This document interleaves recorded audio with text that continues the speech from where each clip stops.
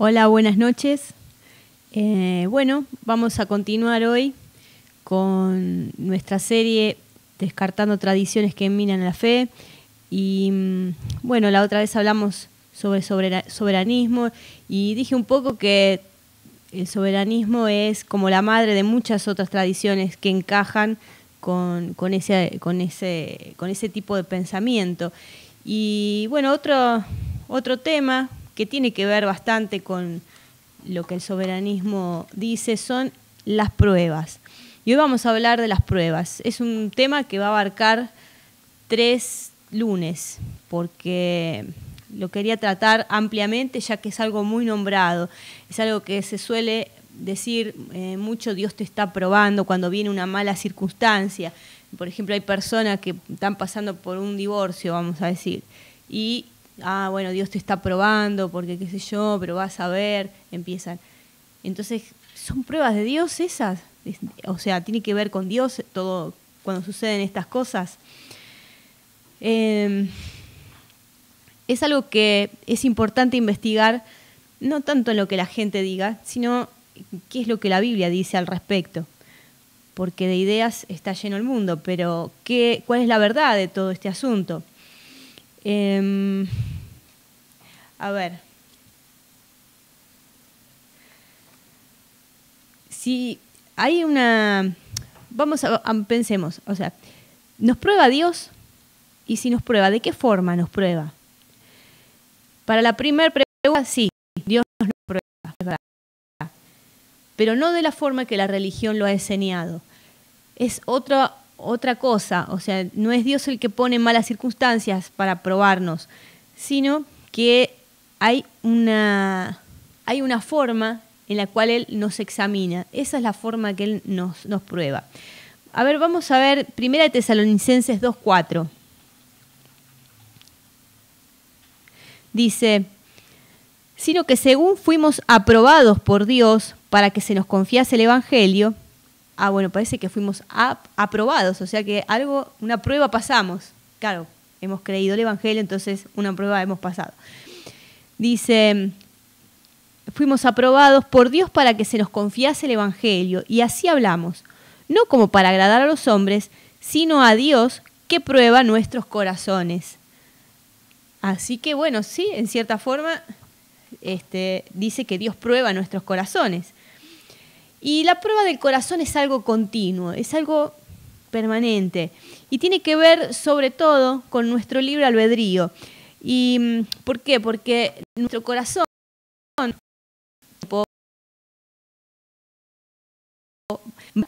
las decisiones que nos tomamos, es el tema. El corazón revela diariamente, constantemente, a las decisiones, las actitudes, esas cosas que nosotros manifestamos diariamente. Es como se ve nuestro corazón. Dios examina todo eso. Dios va observando. Mira.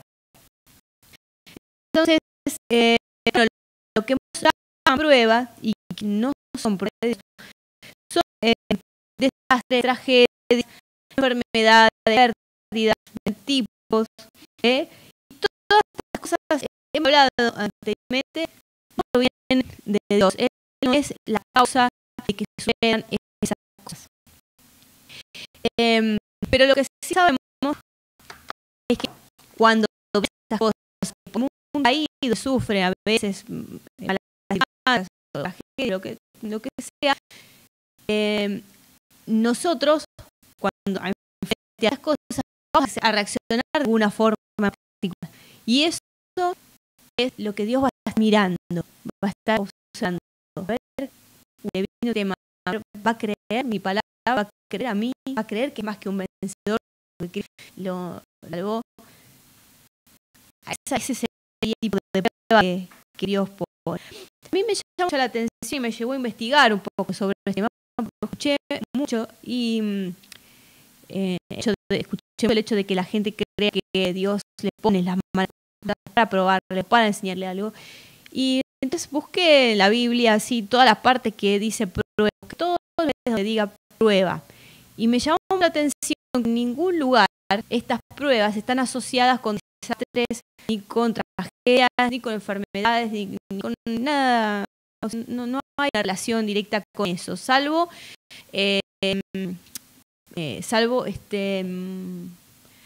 Job. Job hace una mención. No hace, o sea, lo que quiero decir es que Dios no hace una mención en su palabra acerca de que Él pone esas pruebas y que es el responsable. Salvo en Job. Job sí hace una mención de eso. Y viene, la mano viene así dice Deuteronomio 13:1. Dice, cuando se levantare en medio de ti profeta o soñador de sueños y te anunciare señal o prodigios, y si se cumpliere la señal o prodigio que él te anunció diciendo, vamos en pos de dioses ajenos que no conociste y sirvámosle, no darás oído a las pruebas del tal profeta, ni al tal soñador de sueños, porque Jehová vuestro Dios os está probando para saber si amáis a Jehová vuestro Dios con todo vuestro corazón y con toda vuestra alma. Entonces acá viene como una tentación, ¿no? O sea, Dios no manda a los falsos profetas, sino que los falsos profetas vienen de alguna forma. Entonces, ¿qué pasa? Dios estaba mirando a los israelitas a ver si ellos realmente iban a prestar atención a estas cosas y se iban a desviar de los mandamientos que el mismo Dios les había dado. Ese es el tipo de prueba que está diciendo acá que Dios los iba a estar probando, porque iba a estar observando cómo iban a reaccionar ante la tentación de los falsos profetas. Los versículos que leí son Deuteronomio 13, 1 al 3.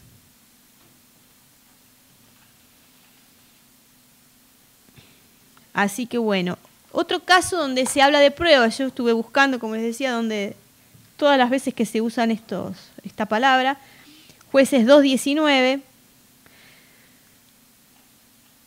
2:19 al 23. Dice, mas acontecía que al morir el juez, ellos volvían atrás y se corrompían más que sus padres, siguiendo a dioses ajenos para servirles e inclinándose delante de ellos, y no se apartaban de sus obras ni de su obstinado camino.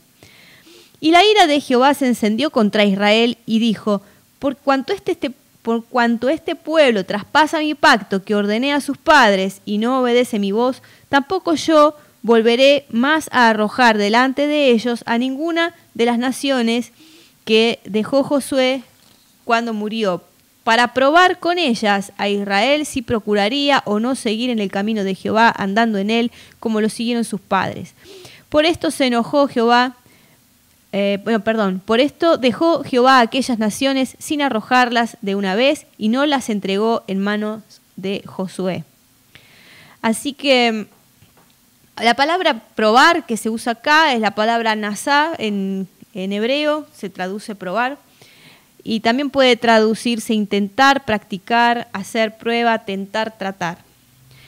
O sea, esta decisión que Dios tomó fue consecuencia de la transgresión de Israel. Ellos empezaron a seguir a otros dioses y lo que Dios dice acá que Él hizo fue, bueno, Él tenía que cumplir la parte del pacto, ¿no?, que le correspondía a Él, porque Dios había dicho que si los israelitas se apartaban de sus mandamientos, iban a sufrir las consecuencias. O sea, Él iba a dejar que los enemigos los vencieran. Y esto es lo que estaba haciendo Dios. Estaba sacando su mano, o sea, dejaba de pelear por ellos, entonces los enemigos venían y los abatían.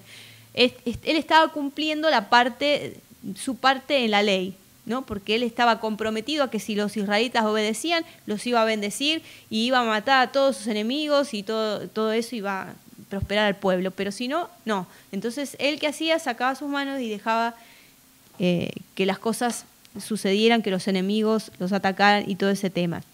Pero bueno, es que estaban bajo la ley y era el mandamiento de obediencia y retribución. De eso se trata.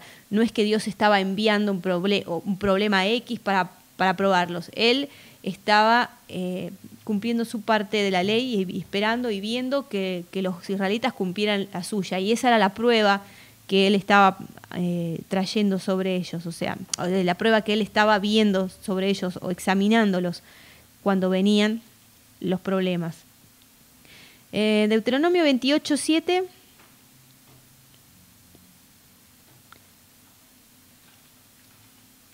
acá es donde dice que si ellos obedecían la ley iban a ser bendecidos. Dice Jehová 28:7, dice, Jehová derrotará a tus enemigos que se levantaren contra ti por un camino, saldrán contra ti y por 7 caminos huirán de delante de ti. Esto es si los israelitas obedecían, pero si desobedecían, sucedería lo que dice en Deuteronomio 28:25. Dice, Jehová te entregará derrotado delante de tus enemigos, por un camino saldrás contra ellos y por 7 caminos huirás de delante de ellos y serás vejado por todos los reinos de la tierra. Entonces, por eso es que Dios hacía eso, o sea, dejaba de pelear por ellos, dejaba de meterse en las batallas y sencillamente dejaba que... ¿Por qué? Porque no obedecían la ley, pero era una cuestión de elección que los israelitas tenían que hacer, que son cosas que hemos estado tratando en días anteriores. Era la elección de Israel, pero no es que Dios les enviaba a los enemigos, les enviaba a los problemas o cosas por el estilo. Así que bueno, volviendo así al tema de las pruebas, nosotros podemos ver que hay una expresión de molestia de Dios, porque el deseo de Dios en sí hubiera sido que ellos obedecieran a la ley para poder bendecirlos. O sea, nunca fue que Él quería enviarles cosas malas. Otro caso donde aparece la palabra prueba, por ejemplo, dice, está en el relato de Jueces 7:2 al 7.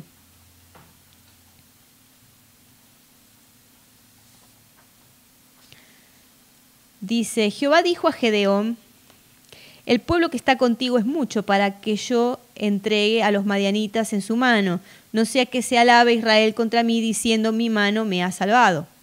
Ahora pues, haz pregonar en oídos del pueblo diciendo, quien tema y se estremezca, madrugue y devuélvase desde el monte de Galaad, y se devolvieron los del pueblo 22.000 y quedaron 10.000. Y Jehová dijo a Gedeón, aún es mucho el pueblo, llévalos a las aguas y allí te los probaré. Y allí te los probaré.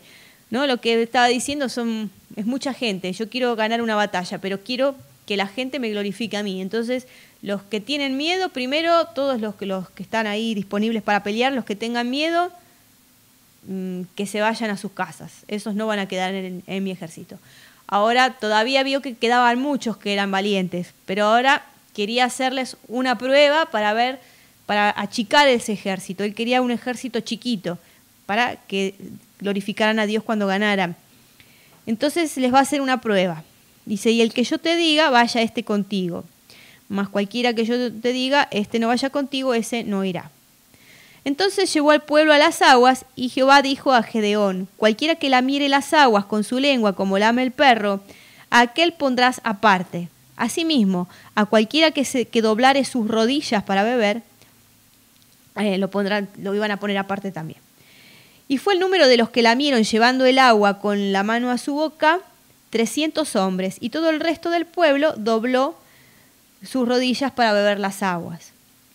Entonces Jehová dijo a Gedeón, con estos 300 hombres que lamieron el agua os salvaré y entregaré a los madianitas en tus manos. Y váyase toda la demás gente, cada uno a su lugar. Entonces esto fue, en este caso, la prueba de Dios fue una selección de hombres más aptos. Eso fue lo que hizo Dios.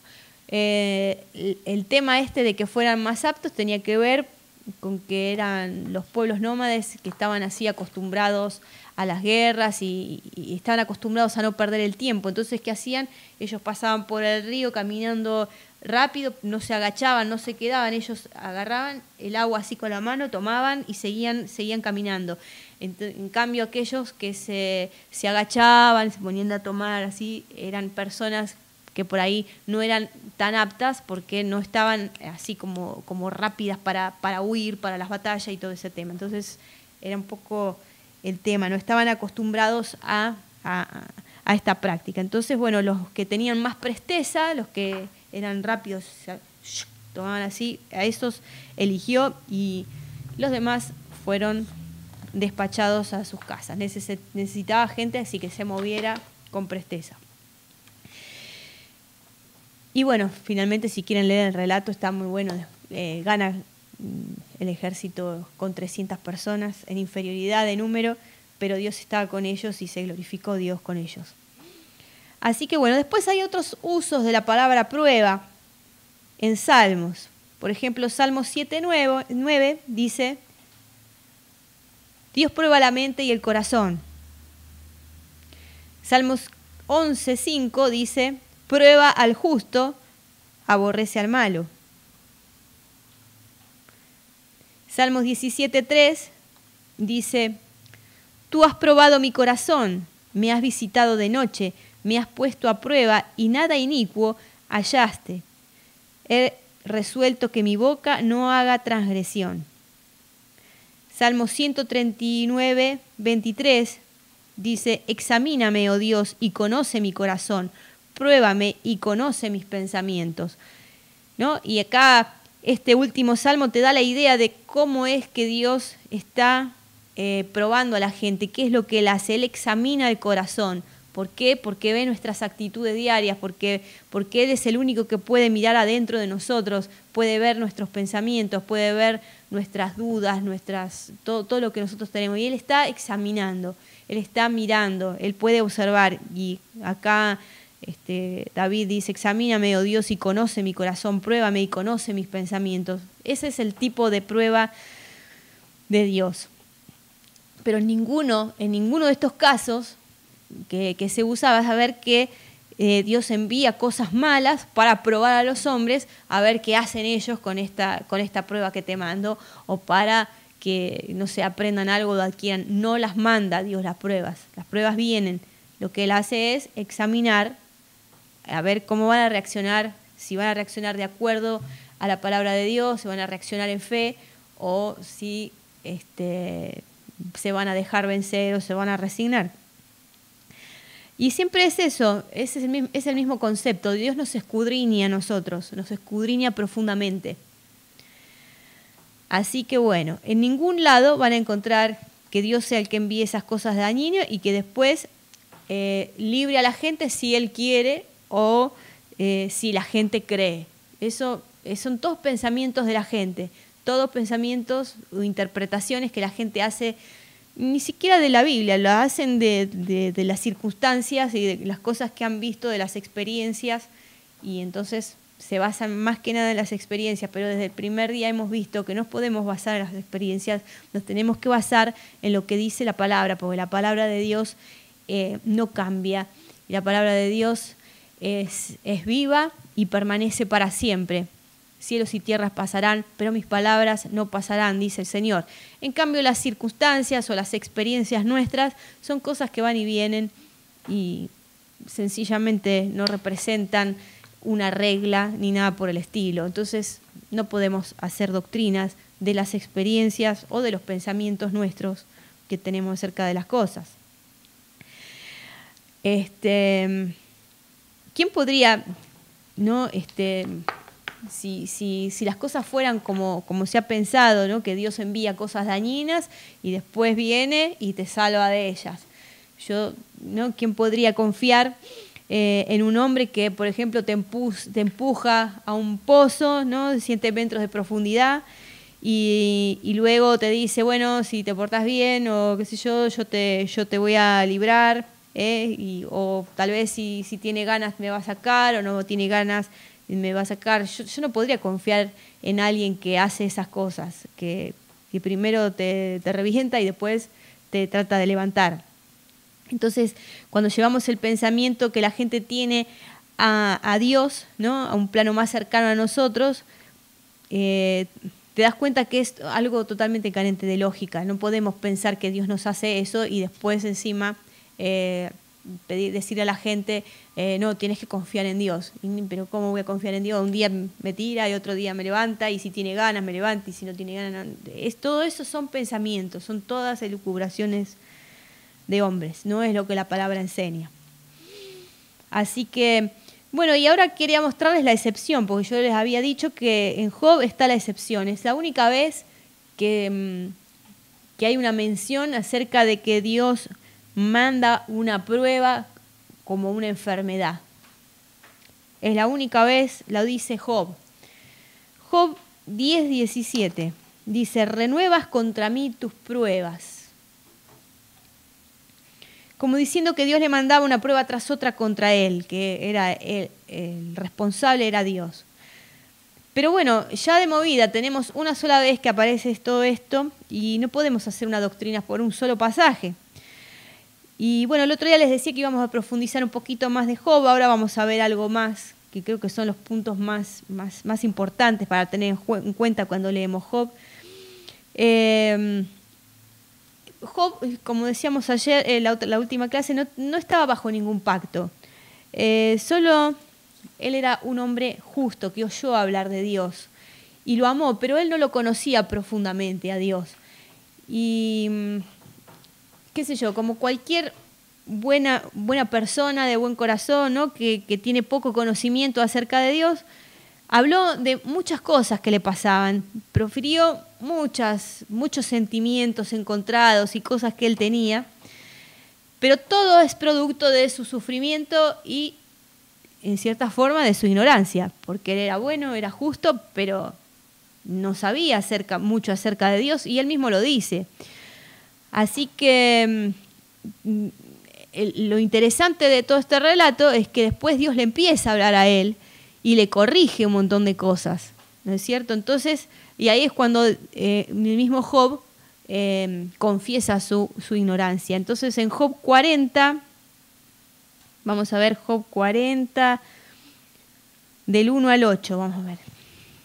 Dice, además respondió Jehová a Job y dijo, ¿es sabiduría contender con el Omnipotente? El que disputa con Dios responda a eso. Entonces respondió Job a Jehová y dijo, he aquí yo soy vil, ¿qué te responderé? Mi mano pongo sobre mi boca. Una vez hablé, mas no responderé. Aún 2 veces, mas no volveré a hablar. Respondió Jehová a Job desde el torbellino y dijo, cíñete ahora como varón tus lomos. Ajústate, es como decir, ¿no? Ajústate el cinto como un hombre, o dejate ya el papel de víctima, es como decir una cosa así, basta ya, ahora como un hombre. Yo te preguntaré y tú me responderás, le dice Dios. Y fíjense ahora qué interesante el versículo 8, es tremendo, dice, ¿invalidarás tú también mi juicio? ¿Me condenarás a mí para justificarte tú? A mí esto me parece tremendo, porque Job viene diciendo que Dios le quitó, que Dios le dio y le quitó, que le hace responsable de Dios de todas las cosas que le pasaron y que le renovó las pruebas, le mandaba constantemente cosas, que lo responsabiliza a Dios de todo esto. Y él dice, ¿me condenarás a mí para justificarte tú? Qué respuesta la de Dios, ¿no? ¿Cuántas veces encontramos gente que hace eso y piensa que doctrinalmente está correcto, ¿no? Cuanto que el soberanismo es especial en esto. Le echan toda la responsabilidad de todo lo que pasa a Dios. Pero Dios dice, ¿me condenarás a mí para justificarte tú? Si bien, bueno, nadie puede negar que Job realmente pasó por circunstancias terribles, porque fue no solamente en su cuerpo, sino que perdió toda su familia, perdió su esposa. Pero podemos encontrar una puerta por donde entró todo esto, ¿no? Lo dice el mismo libro en el Job 3:25. Porque hay algo muy tremendo que es el miedo, ¿no? El miedo es algo bravo, porque el miedo es como creerle al diablo, o es creerle al diablo en cierta forma, ¿no? Vienen esos pensamientos que dicen todo va a salir mal, te vas a enfermar cada vez peor, te va a pasar esto. No todos esos pensamientos y uno, no, por favor, qué sé yo, y tiene miedo. Y es creer al revés. Es creerle al enemigo realmente, porque la voluntad de Dios es siempre buena, es agradable y es perfecta. Entonces, ¿y dónde vamos a poner nuestros ojos ante las malas circunstancias? ¿Ante todo lo que nos dice que va a salir todo mal, que qué sé yo? ¿O vamos a poner en el Señor que nos dice que somos más que vencedores, que tenemos sanidad por la medio de las llagas y un montón de cosas? Todo depende de dónde pongamos nuestra creencia, nuestro corazón. Entonces, hacia allí vamos. Y bueno, entonces Job en 3:25 dice, porque el temor que me espantaba me ha venido y me ha acontecido lo que yo temía. O sea que Job le había estado creyendo al enemigo, le había estado creyendo al diablo, y eso es el temor.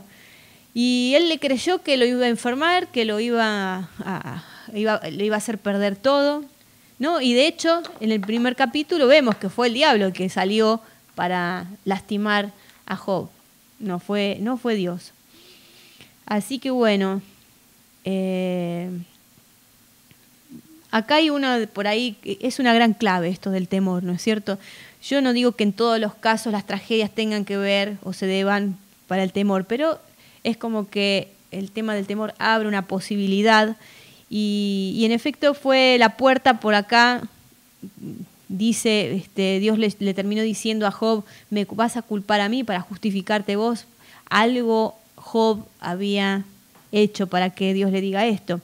Así que luego de escuchar por primera vez a Dios, porque fue la primera vez que lo escucha a Dios, Job entra en razón, ¿no? Job entiende y le responde en Job 42, del 1 al 6.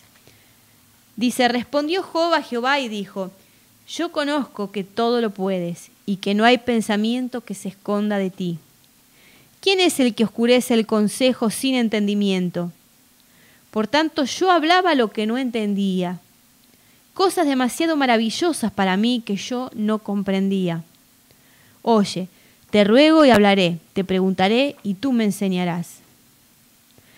De oídas te había oído, mas ahora mis ojos te ven. Por tanto me aborrezco y me arrepiento en polvo y ceniza. Así que después de tener este testimonio de Job, este arrepentimiento, porque hasta se arrepintió de las cosas que decía, ¿no? Y reconociendo acá que él de oídas nada más había sabido de Dios, pero que realmente no lo conocía, ¿no?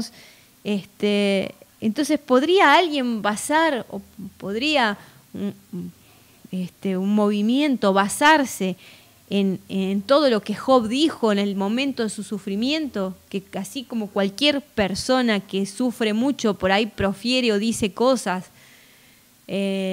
producto justamente de eso, ¿podría un movimiento basarse en todas las cosas que un hombre finalmente termina diciendo? Yo no sabía, hablaba lo que no entendía. No tiene realmente lógica. No podemos hacer una doctrina de esto. Acá vemos la humildad de Job, como delante de Dios él dice, no, realmente yo me callo y mejor enseñame vos. Yo no digo más nada. Eso fue lo que más o menos terminó diciendo, y encima se terminó arrepintiendo de las cosas que había dicho. Así que bueno, las circunstancias negativas, las tragedias y todo aquello que genera pruebas proviene ya sea del mundo caído, y eso nos tiene que quedar claro, porque el sistema está corrompido, la ecología, el clima, ¿no es cierto? Todo se ha corrompido desde el día del pecado original. Y el clima ha sufrido muchos cambios a causa del diluvio, ¿no es cierto? Así que la tierra, la creación entera gime con dolores de parto, dice la palabra en Romanos 8:22. Así que bueno, o también, además del mundo caído, de las consecuencias del diluvio y todo eso, directamente el diablo puede producir ciertos ataques por medio de él, por medio de sus demonios o como sea. Entonces, y estos son los que la Biblia llama en Efesios 6 dardos de fuego del maligno. Son los dardos de él. Las pruebas provienen o del mundo caído o provienen de él. Ese es el asunto, las cosas malas. Así que también hay otra forma, ¿no?, en que las cosas malas vienen hacia nosotros, que tiene que ver con personas que indirectamente, como porque no se dan cuenta, trabajan para el enemigo, trabajan para el diablo, inconscientemente hacen sus obras. Y entonces, bueno, por ahí no ayudan, nos entorpecen, nos desedifican. Así que bueno, también nos malinspiran a tomar malas decisiones, nos tientan, ¿no? Bueno, pero es detrás de ellos el enemigo, porque no tenemos lucha contra sangre y carne. Pero lo que nosotros tenemos que saber que escrituralmente la Biblia es clara. En Santiago 1:17 dice que solo las buenas dádivas vienen de Dios. Y esto no cambia, porque dice que Dios da las buenas dádivas y no hay sombra de variación, no varía, no te da hoy algo bueno y mañana algo malo. Él te da las buenas dádivas y no hay sombra de variación en Él. La cosa es así. Así que bueno, bíblicamente hemos podido observar que cuando se habla de Dios probando gente, es Dios observando o examinando el corazón en cuanto a los pensamientos y decisiones que nosotros tomamos cuando las circunstancias negativas, tentaciones, dardos de fuego vienen hacia nosotros. Pero no hay ninguna mención de que sea Dios el que provoque las malas circunstancias. Él observa, es todo. Por eso conoce los corazones de todo, porque siempre nos está observando, siempre estamos en presencia de Él. Y esto lo podemos ver en Jeremías 17:9 y 10, que dice: engañoso es el corazón más que todas las cosas, y perverso. ¿Quién lo conocerá? Yo, Jehová, que escudriño la mente, que pruebo el corazón, para dar a cada uno según su camino, según el fruto de sus obras. Entonces Él está escudriñando las mentes. Esa es la prueba. Eso es lo que la Biblia, escrituralmente, son las pruebas de Dios. Es la examinación de Dios. Así que bueno, obviamente este versículo estaba escrito bajo la ley de obediencia y retribución, por eso dice que para darle a cada uno según sus obras iba a ser. Hoy bajo la gracia el Señor está examinándonos en otros sentidos, en nuestros frutos de fe. Ahí nos está observando, en nuestra fe, porque el pacto que nos corresponde es un pacto que tiene que ver con la fe, con la creencia, con la confianza en Dios. Y ahí es donde somos observados. Así que bueno, en el tiempo de transición entre el antiguo y el nuevo pacto, tenemos un ejemplo de cómo Dios examina nuestro corazón en la fe. Así que bueno, no olvidemos, como dijimos anteriormente, que Jesús vino a mostrarnos a Dios. Jesús fue la imagen del Dios viviente. Así que ahora lo vamos a ver probando a un discípulo. Y esto está en Juan 6, del 5 al 7. Dice: Jesús los ojos y vio que había venido a él gran multitud, dijo a Felipe: ¿de dónde compraremos pan para que coman estos? Pero esto decía para probarle, porque él sabía lo que había de hacer. Felipe le respondió: 200 denarios de pan no bastarían para que cada uno de ellos tomase un poco. Así que ahí estaba la prueba, ¿no? Le estaba diciendo: ¿de dónde compraremos pan para que coman esto? Esa es la prueba que le hace a Felipe, a ver si Felipe ya había entendido, ya había creído, porque ellos habían tenido varias experiencias de milagros al lado de Jesús, incluso de milagros de multiplicación de panes y peces y todo eso.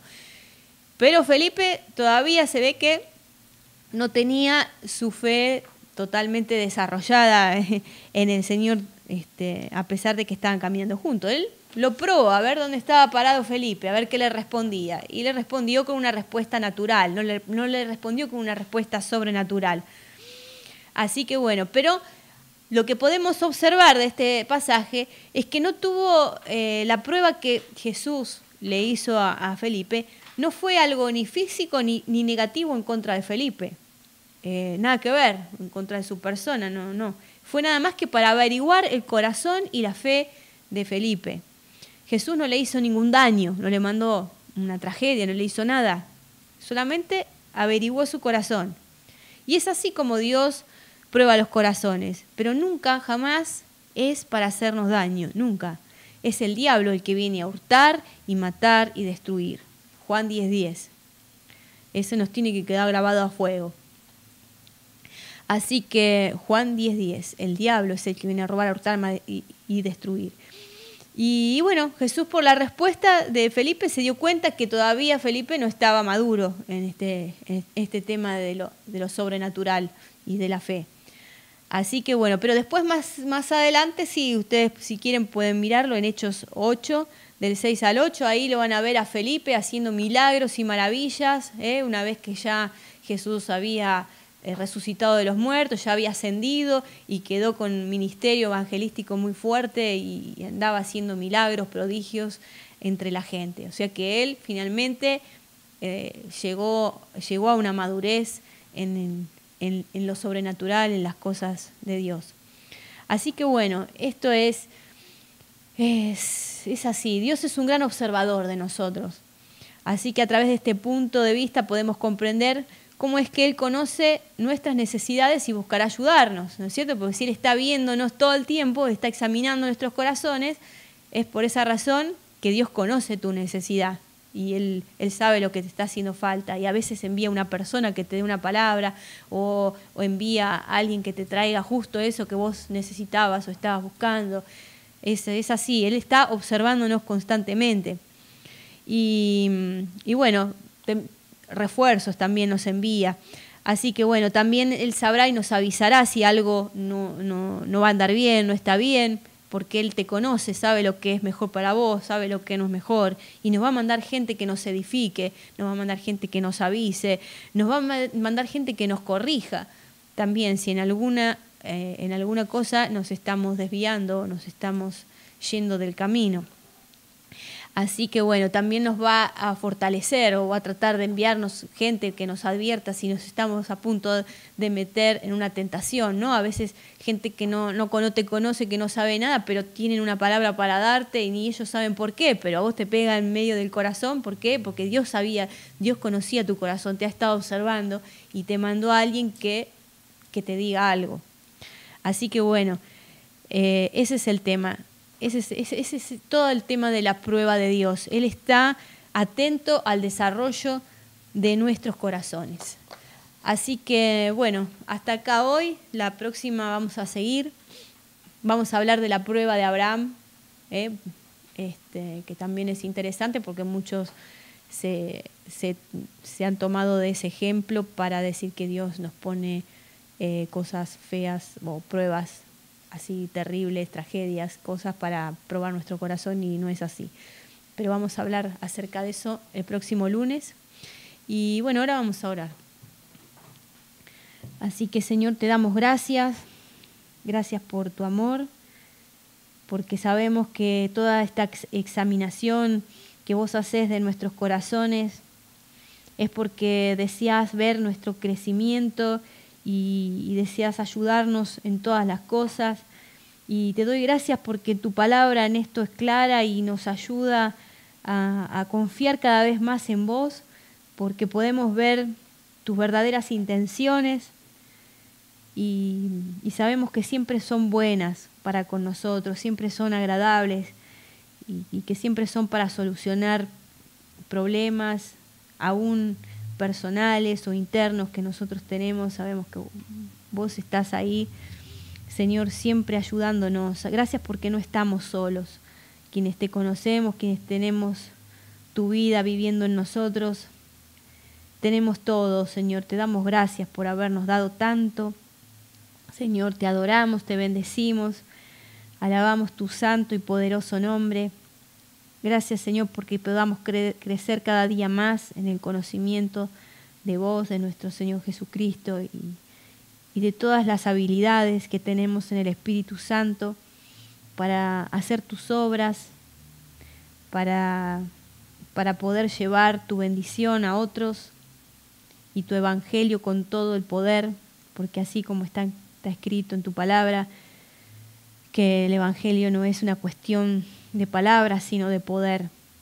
Así que te doy gracias porque cada persona que escucha, Señor, estas enseñanzas pueda tener un acceso cada vez más potente y fuerte, Señor, a las habilidades del Espíritu Santo que vive en nosotros, Señor, y que vos puedas ser demostrado, el Cristo vivo pueda ser demostrado delante de los hombres, así como por el testimonio de tus hijos, que somos nosotros. Te damos gracias por todo esto en el nombre de Jesús.